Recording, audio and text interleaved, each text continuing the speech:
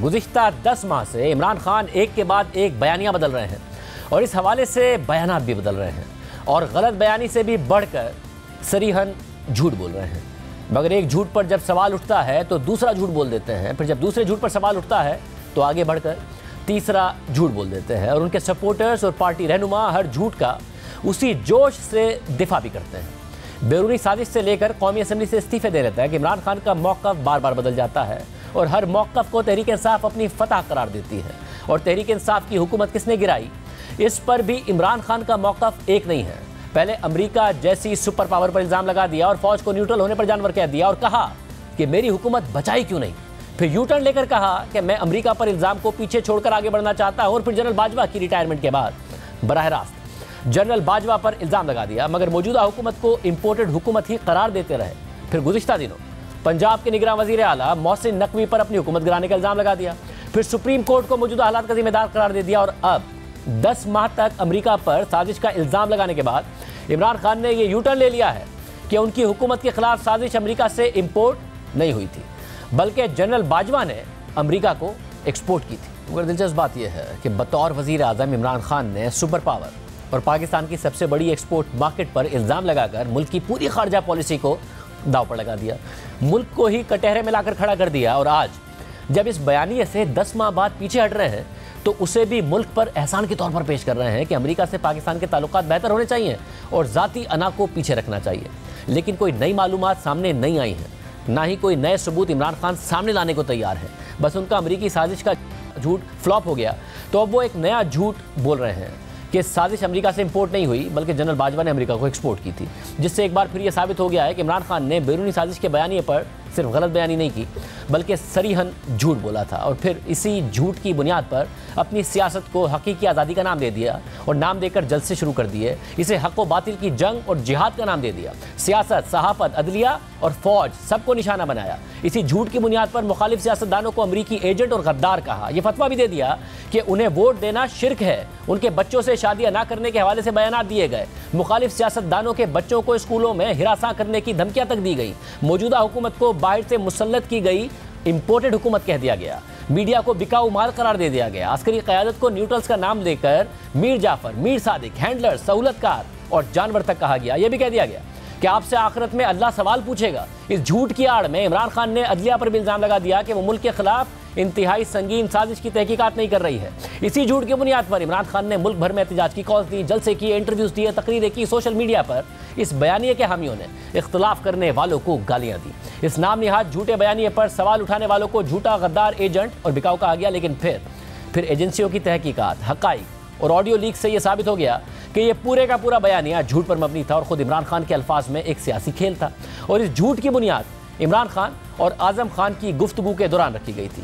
उस वक्त रखी गई थी कि जब इमरान खान वज़ीर आज़म पाकिस्तान थे और आज़म खान वज़ीर आज़म के प्रिंसिपल सेक्रेटरी थे। यानी इमरान खान मुसलसल एक बयानिया बनाते रहे जिसकी बुनियाद झूठ पर है। और अब 10 माह बाद पूरी कौम में तकसीम का बीज बोने के बाद इमरान खान ने अमेरिका मुखालिफ बयानिए पर यू टर्न ले लिया है। लेकिन सवाल यह है कि इमरान खान के इस बेबुनियाद बयानिए की वजह से कौम में जो तकसीम और नफरत पैदा हो गई वो कैसे ख़त्म होगी। मेरा बैरूनी साजिश के बयानिए पर इमरान खान पहली दफ़ा एक्सपोज नहीं हुए हैं बल्कि गुज़िश्ता 10 महीनों में कई बार खुद उनकी तरफ से बैरूनी साजिश का बयानिया झूठा होने का सच सामने आ चुका है। पहले इमरान खान बैरूनी साजिश का बयानिया बनाते वक्त अमेरिका का नाम लेने पर भी तैयार नहीं थे और उनकी एक ऑडियो लीक भी सामने आई थी जिसमें वो शामी मुत कुरैशी, असद उमर और आज़म खान को सख्ती से ताकीद कर रहे थे कि अमेरिका का नाम नहीं लेना है।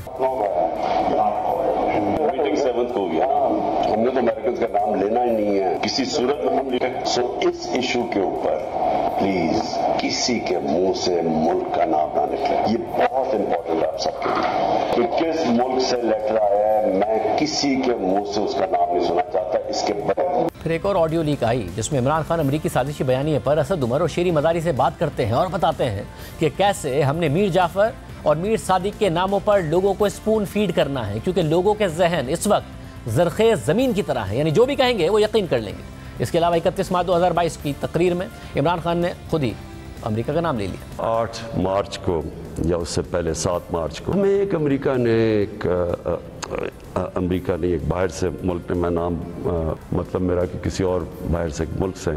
इसके बाद इस बयानी में मीर जाफर और मीर सादिक भी शामिल होते गए।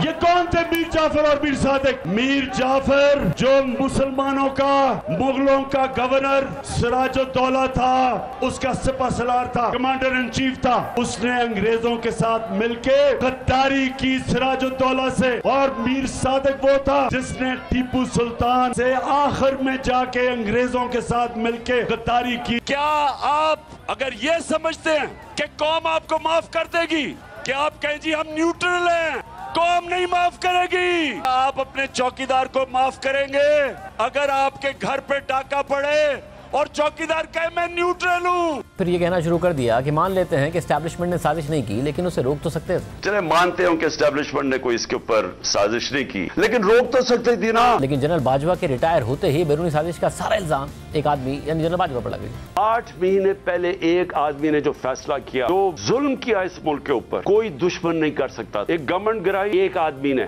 तो फिर अचानक गुज़िश्ता दिनों इमरान खान ने यह कह दिया कि निगरान वजीर आला पंजाब मोहसिन नकवी मुबैना बैरूनी साजिश के मरकजी किरदार थे। मुझे IB की बाकायदा रिपोर्ट्स आती थी। एक आदमी ने सबसे ज्यादा कोशिश की हमारी हुकूमत गिराने की, उसका नाम मोहसिन नकवी था। हर जगह मोहसिन नकवी का नाम आता था। सिर्फ यही नहीं, इमरान खान ने अपने साजिशी बयानी से मुतालिक गलत बयानी भी की कि क्योंकि वो रूस गए और रूस से सस्ता तेल खरीदने का मुआहदा कर लिया था, इसलिए अमरीकी साजिश के जरिए उनकी हुकूमत गिराई गई। इमरान खान ने आज भी बयान दिया कि मैंने सदर पुतिन से तय कर लिया था कि वो जिस तरह भारत को सस्ता तेल दे रहे हैं हमें भी दें।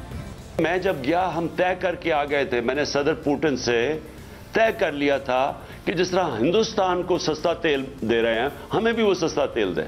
ना तो इमरान खान के रूस के दौरे के दौरान किसी भी मीटिंग में और ना ही किसी भी प्रेस रिलीज में रूस से सस्ता तेल खरीदने का कोई भी जिक्र था।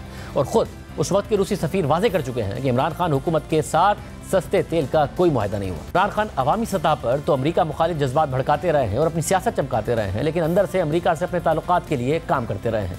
गुज़िश्ता साल अमरीका से ताल्लुकात बेहतर करने के लिए और अमरीका में तहरीक इंसाफ की इमेज बिल्डिंग के लिए तहरीक इंसाफ ने अमरीका में पब्लिक रिलेशन की एक फर्म फेंटन आर्लुक की खिदमत हासिल की। अब इसमें कोई हर्ज नहीं है कि अगर कोई जमात चाहती है कि अमरीकी मीडिया और अमरीकी सियासतदानों में उसका मस्बत तासुर कायम हो तो गलत नहीं है, मगर ये सब खुद तहरीक इंसाफ के अपने बयानी के खिलाफ है। क्योंकि पाकिस्तानी अवाम में तहरीक इंसाफ अमरीका मुखालिफ जज्बात को भड़काती रही है, अमरीका मुखालिफ बयानियाँ बनाती रही है और इसी बयानिए पर इलेक्शन भी लड़ना चाहती है और दूसरी तरफ चाहती है कि अमरीकी मीडिया और हुकूमत में उसका मस्बत तासुर कायम हो। गुज़िश्ता साल इसकी एक और मिसाल सामने आई थी। पाकिस्तान में अमरीकी सफ़ीर डोनाल्ड ब्लूम ने खैबर पख्तूनख्वा का दौरा किया। वहाँ पर तहरीक इंसाफ के वज़ीर आला महमूद खान से मिले, वज़ीर सेहत तैमूर झगड़ा से मिले, सूबाई हुकूमत को USAID की तरफ से एम्बुलेंसेस का अतिया दिया, मगर खुद तहरीक इंसाफ के रहनुमा शेरी मज़ारी ने अमरीकी सफ़ीर के इस दौरे पर भी तनकीद कर दी। डॉक्टर शेरी मज़ारी ने ट्विटर पर अपनी पोस्ट में सिर्फ वो तस्वीर शेयर की जिनमें फ़ौजी हुकाम और अमरीकी सफ़ीर को तोरखम बॉर्डर के करीब एक पोस्ट पर ब्रीफिंग दे रहे हैं, सिर्फ वो तस्वीर शेयर की। जबकि इस दौरे की वो तस्वीर शेयर नहीं की गई जिनमें अमरीकी सफ़ीर तहरीक इंसाफ से ताल्लुक़ रखने वाले वज़ीर आला महमूद खान समेत दीगर वज़रा और सूबाई हुकाम से मुलाकात कर रहे थे और ट्वीट में कहा कि अमरीकी सफ़ीर और उनका गैंग पाकिस्तान के हसास इलाकों पर परवास करते हुए ज़मीन का मुआयना कर रहे हैं, जबकि मौसूफ को सरकारी ब्रीफिंग भी मैसर है और रेड कार्पेट भी मैसर है। इन इलाकों में तो आम पाकिस्तानी भी कदम नहीं रख सकते। क्या हम गुलाम हैं? क्या ब्लूम वॉइस राय है और उसका नाम और तकब्बुर सब पर हावी है? हुकूमत की तब्दीली की अमरीकी साजिश के एजेंडे का एक और नुक्ता पूरा हुआ। ये सब शेरी मज़ारी ने लिख दिया। अब एक तरफ तहरीक इंसाफ ही से ताल्लुक़ रखने वाले वज़ीर आला अमरीकी सफ़ीर से मुलाकात कर रहे थे, अमरीकी सफ़ीर खैबर पख्तूनख्वा हुकूमत के मातहत इलाके का दौरा कर रहे थे और दूसरी तरफ खुद तहरीक इंसाफ की रहनुमा शेरी मज़ारी आवाम के सामने अमरीकी सफ़ीर के दौरे पर तनकीद कर रही थी और ख़ुद वो तस्वीर शेयर कर रही थी जो इस बयानिए को सूट करती थी। ताहम जब शेरी मज़ारी पर तनकीद हुई तो उन्होंने एक और ट्वीट में लिखा कि हुकूमतों का आपस में समाजी और इक़्तिसादी मुआहदे करना मामूल का अमल है, मगर एक सफ़ीर को हसास इलाकों तक रसाई देना सिक्योरिटी का मामला है। फिर इसी दौरान एक और पेशरफ भी हुई। उस वक्त के वज़ीर आला पंजाब चौधरी परवेज़ इलाही से अमरीकी कौंसिल जनरल ने भी मुलाकात की और पाक अमरीका ताल्लुकात पर गुफ्तगू भी हुई। फिर खुद फवाद चौधरी अमरीकी सफ़ीर से मुलाकातें करते रहे और मीडिया में जब खबर आ गई तो उन्होंने इसका एतराफ़ भी कर लिया और इन मुलाकातों को तहरीक इंसाफ सिफारतकारी का नाम देती रही, मगर अवाम में मकबूलियत के लिए अमरीका मुखालिफ कैंपेन भी जारी रखती रही।